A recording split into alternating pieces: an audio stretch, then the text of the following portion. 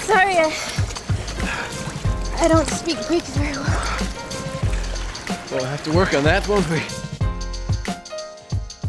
Number 10. Prince Charmant, Ella Enchanted. Hugh Dancy played the hero in a few underrated movies during the noughties, from the Jane Austen book club to Confessions of a Shopaholic, but he's at his most charming in this playful fairy tale inspired rom-com. I don't have a girlfriend. Oh? I have many. Oh. I'm kidding.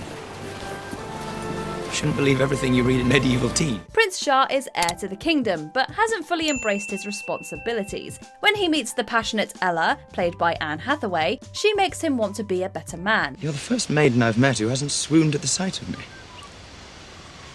Then maybe I've done you some good. He might be a spoiled prince, but he doesn't take himself too seriously, and he's willing to learn from the girl he loves. He's fun too, always ready to take on the next adventure. Saved my life. Then we're even. Number 9. Kevin O'Donnell, Coyote Ugly. Coyote Ugly was a favourite with 2000s teens, but not all of us were watching The Bartenders. When aspiring songwriter Violet first meets Kevin, she's under the impression that he's a local bar owner who can help her promote her music. Turns out he's just a drifter, but he still does what he can to help her achieve her dreams. Why won't you give up on this? Because I've been giving up on people my entire life, and it's a nasty little habit. So you're going to sing at the club, or I'll... Or you'll... what? Coaching Violet through her stage fright and pushing her to step out of her comfort zone, Kevin doesn't always get it right, but his heart's in the right place. And with that accent and those abs, we'd forgive him almost anything. Well, have a nice day. Have a nice day. Yeah. I panicked. I didn't know what else to say. Number 8. Alex Browning, Final Destination. I told you I was a good dancer. Can I keep you? It only took 5 minutes for 90s kids to fall in love with Casper in his human form, so a whole movie featuring Devon Sawa was a dream come true. In the first installment of the Final Destination franchise, he plays Alex Browning, whose timely premonition saves a handful of his classmates from a plane crash. But death doesn't like to be cheated, and it comes for each of them in turn. And we will die. Now, not later. Unless we find the patterns and cheat it again. Alex begins the movie as a dorky every guy, but as the story progresses, he turns from a frightened teenager into a bit of a hero. Sawa showcases his acting range and makes us believe in Alex's journey. Here's hoping he returns for the upcoming 6th film, should it be a reboot. I am not gonna let it beat us both. You know what to do. I'll always be with you. Number 7. War and Peace, Sky High. In a school for teens with superhero powers, the villain's kids will naturally be viewed with suspicion. Sorry that my dad put your dad in jail, but... Nobody talks about my father. But that doesn't explain why the creators of Sky High ignored the all too obvious chemistry between Layla and War and Peace. She was the overlooked best friend, pining after the protagonist. He was the bad boy from the wrong side of the tracks, but Warren understood her better than Will ever did. To let true love remain unspoken is the quickest route to a heavy heart. Wow. That is really deep. Yeah. And your lucky numbers are. He looks after Layla when Will stands her up and even agrees to be her fake date to homecoming. But romance is not in his arc. So, you're not doing this just because you like me or anything. You're doing this to get a stronghold. Yeah. And I'm in. The hero gets the girl, and Warren gets to be Will's new best friend instead. Number 6. Ethan, Something Borrowed. Lesson 1 to learn from Something Borrowed: if you want moviegoers to invest in a ship, don't cast John Krasinski as the loser in your love triangle, or in this case, love square. Oh wow, we're sharing secrets now. See, I didn't know we were at that part of the day, but I am definitely in. Krasinski plays Ethan, who loves Rachel, who loves Dex, who is her best friend's fiancé. You can't help who you fall for. But Dex is a cheat and a liar, and Ethan is funny, charming, and sweet. When he lets Rachel know that she's his first choice, it's difficult not to root for them. Wow, that sounded crazy. Wow, and that's probably what all this is. I mean, it's probably just crazy. It's not love. Even though it kind of feels like it is. It's one of those movies where you just can't shake the sense that she ended up with the wrong guy. Well, I don't exactly see you living your happily ever after. Maybe you're right. But at least I try.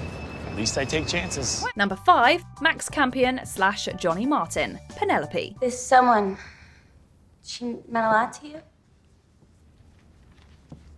Yes. An American accented James McAvoy cuts a dashing figure in this underrated fantasy rom-com from 2006. Posing as a blue-blooded Max Campion, he steals Penelope's heart, and ours, as he attempts to bring her out of her shell and into the real world. Penelope, come on. Eh? Come on, you gotta get out of there sometime. Right? What are you waiting for? He may not have the power to break the curse, but he's got plenty of other attributes. With his soulful eyes and typically 2000s hair, he plays the piano and can jump a gate and make it look easy. Plus, he loves our heroine just the way she is. So there we were. And we lived happily ever after. Well, happily ever after so far, at least. Number 4, Costas Dunas, The Sisterhood of the Travelling Pants. Based on the book by Anne Bracheris, The Sisterhood of Travelling Pants follows 4 best friends during a long summer apart. Lena's storyline takes her to Greece, where she falls for local guy Costas. I'm sorry, I don't speak Greek very well. We'll have to work on that, won't we? Lena is shy of meeting new people, but Costas is kind and straightforward, and she soon becomes comfortable with him. He pays no attention to the petty feud between their families and encourages Lena to let go of her inhibitions and have fun. So what's the truth? Truth is that it's a beautiful day, and why should the rest of it matter? There are bigger themes than holiday romance at play in this movie, but Michael Radi's Costas isn't easily forgotten. What do you see?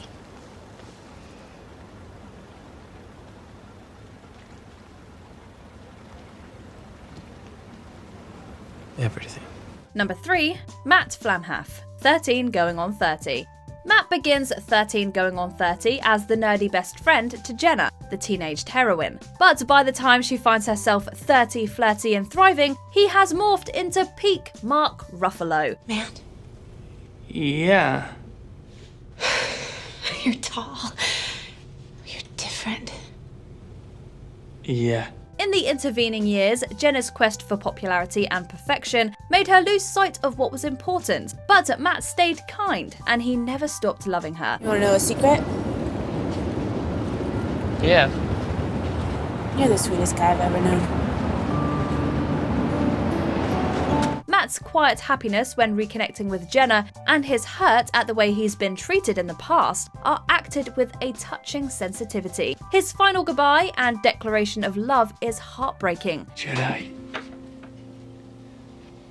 I've always loved you. Matt doesn't need to play the nice guy card because his actions speak louder. We know he's one of the good ones. Number 2, Travis Broaddy, Hannah Montana the movie. When a TV character gets their own entire movie, it's unlikely that their big screen love interest is going to be endgame. When the protagonist goes back to their episodic world, they'll need to be able to move on to the next person. That's bad luck for Miley Stewart, because Travis was pretty much perfect. I can't help but smile when I'm around her. I think about her all the time. You should go ask her out. In the Hannah Montana movie, Miley returns to her hometown to reconnect with her roots and take a break from Hannah for a while. There, she reunites with Lucas Till's Travis Broaddy, who knew her when they were kids. Me and you went up to your Uncle Earl's farm and swam and got poison oak all over her. I remember. You okay? I also remember you hanging me head first down a well. Yeah. I guess I had a pretty big crush on you back then. With his southern manners and laid-back charm, he helps her keep her feet on the ground. And he was gorgeous, wasn't he? So not over it.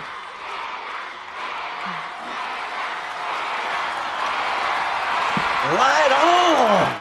Number 1, Derek Reynolds, Save the Last Dance. The noughties had its fair share of dance movie heroes, but Derek, star of Save the Last Dance, doesn't get the kudos he deserved. You gotta break it down a little bit better for me, Sarah, because I don't get it. When is it okay for us to be together? Portrayed by Sean Patrick Thomas, Derek falls for Julia Stiles' new girl, Sarah, when she moves into the neighbourhood. He's been accepted into medical school and helps support his sister and her son, but he still finds time to discover Sarah's hopes and dreams and encourage her to realise them. Do you want Juilliard? Yes. Then it's on you. You are the one that's gonna have to make it happen. They face some opposition as a mixed-race couple, but Derek has no time for other people's prejudices. Theirs is a simple but hopeful love story, and the actors have great chemistry. Forget him. Ain't nobody watching you but me. Did you enjoy this video? Check out these other clips from WatchMojo, and be sure to subscribe and ring the bell to be notified about our latest videos.